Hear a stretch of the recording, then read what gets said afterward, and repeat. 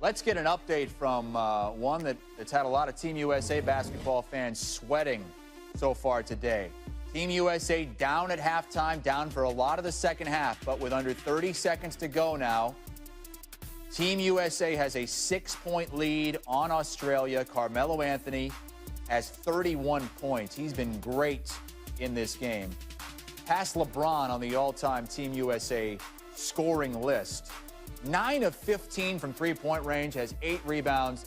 This one almost over. Australia putting a huge scare into the Americans. But Mike Krzyzewski looks like he's going to stay perfect in the Olympics with Team USA. Haven't lost since 2006. More on that to come.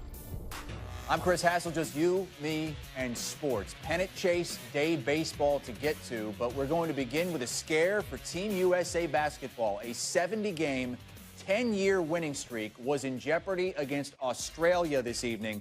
Take you through some non-moving pictures of this game. Australia had four NBA champions on its roster, and the United States was down 5 at the half, down 2 with 9 minutes left to go. But a late run giving the Americans a double-digit win. 98-88, the final score in this one. The closest margin of victory, though, for Team USA basketball since 2012. And this is a look at the fourth quarter scoring. It was all Melo and Kyrie, 26 points. The rest of the team, just 2 points. A couple of free throws from Kevin Durant with a few seconds left in this game. It was a game where Carmelo Anthony passed LeBron James for the most points in USA Olympic history. We are going to hear from Michael Eaves, SportsCenter anchor who was there, took in the game from inside the arena. We'll hear from him in just a little while here on SportsCenter. But again, Team USA surviving. You're the first basketball player to represent the USA in 4 Olympic Games. Yeah, don't remind me. Does that make you feel old? When you think about it. None of your contemporaries are doing it. You know, no. LeBron's not here, and Kobe and Dwayne Wade. They didn't, and you did. Why? Yeah, I enjoy it. I like it. I enjoy learning about different players, personalities, not just the basketball players, but as people. And I feel like I'm kind of that bridge, that gap, you know, between the veterans and the young guys that's a part of the team.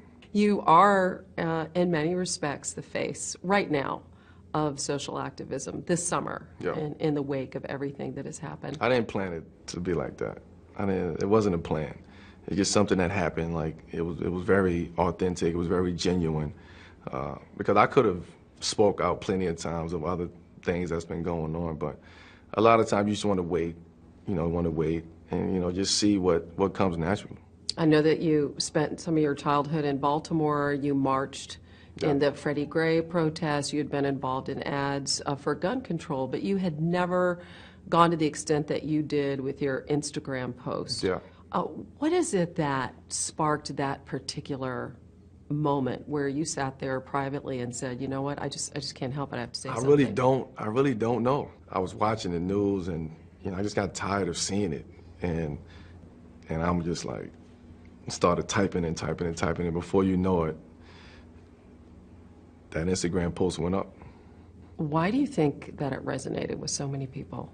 I think people were surprised at the fact that an athlete of my stature stepped up to the plate and said something. A lot of times with athletes, we are kind of afraid sometimes of speaking out on different issues, and I think it's the platform for us to say something. We needed our voice to be out there. The urgency to create change is at an all-time high. You were the impetus, the opening of the ESPYs. What were those conversations like as you brought LeBron and Dwayne Wade and Chris Paul to the stage? Well, it was, we have a group chat, and, they actually was like, we need to do something. Like, Melo, you called us out. We have your back. We support you. We need to figure this out. You also, with some of your Olympic teammates, to continue the conversation, or maybe start the conversation, right, in LA. You had a forum. Who was there, and what do you think was accomplished? Well, both men and women USA basketball teams was there. We had police chiefs, you know, from that area in LA.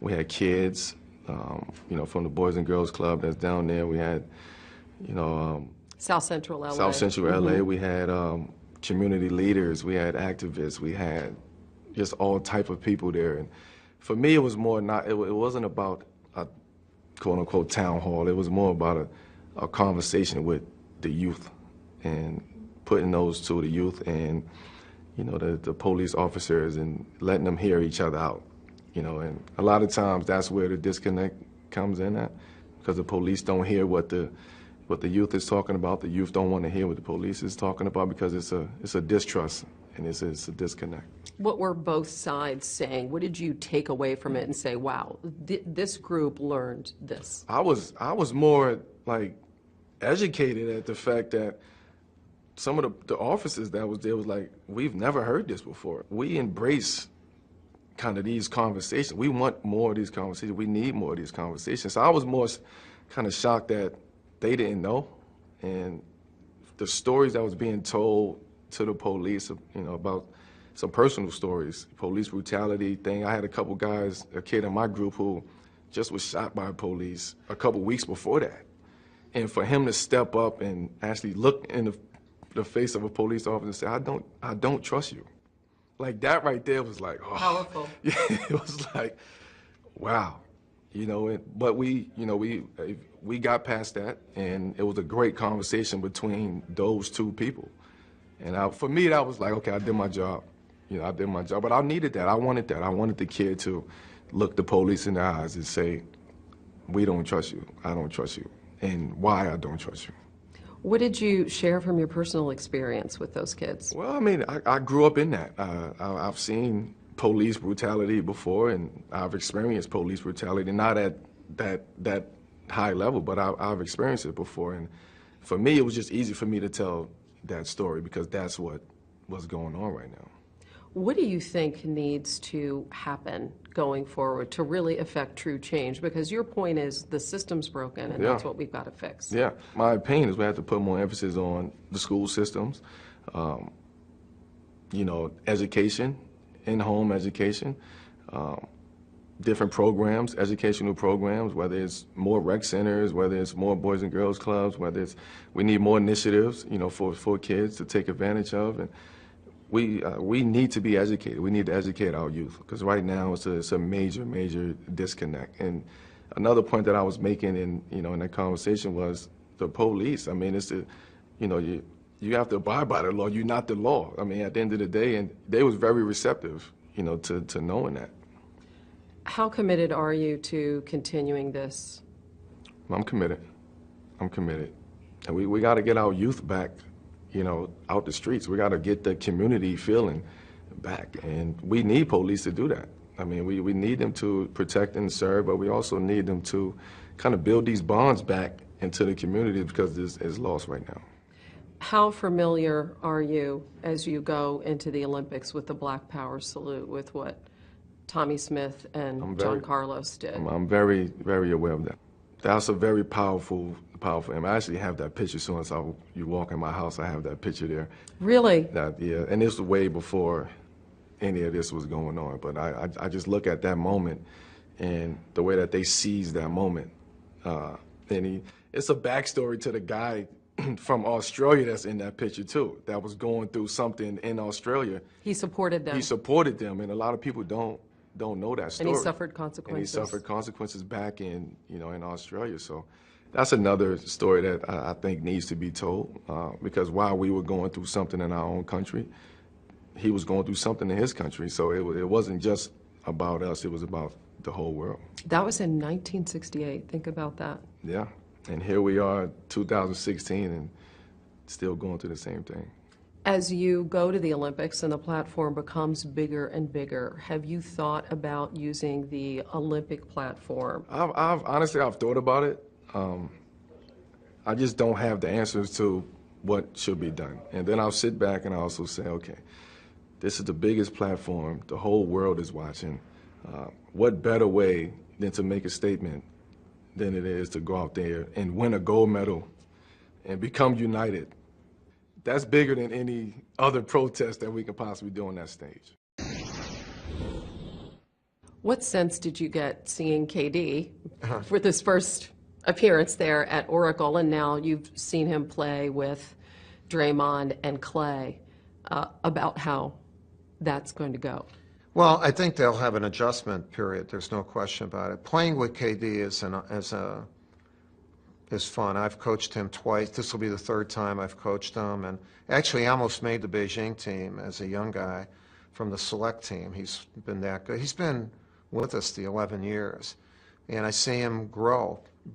He's even better now because he's very competitive, a little bit more vocal, and is a good teammate. And that night I wanted it to be special for him because he's very sensitive, and he wants everyone to not necessarily like him, but respect him and think highly of him. So that decision knocked him back, I think, a little bit. And we've been talking. The criticism that he engendered by deciding to go with the Warriors. Yeah, one thing I told him, I said, when you're really good, you're going to be criticized and you're going to be hated by a certain amount of people. Just if you win and if you're really good, that you might get 50 letters and 49 of them say how much they love you.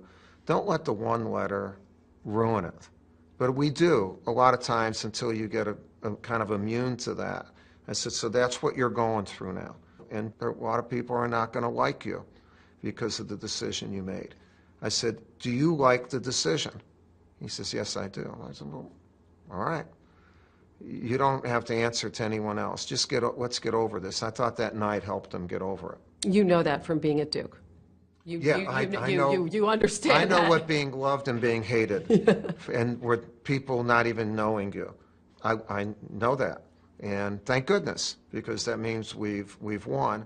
But we've always respected the game and people, and I did tell KD this. You know what? Even the people who say they do not like you, they respect you, and if they don't, they're knuckleheads, because then they don't respect excellence. And you know what, man?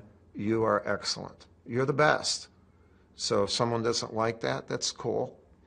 But they should respect you. And that's what a competitive person should want, that respect.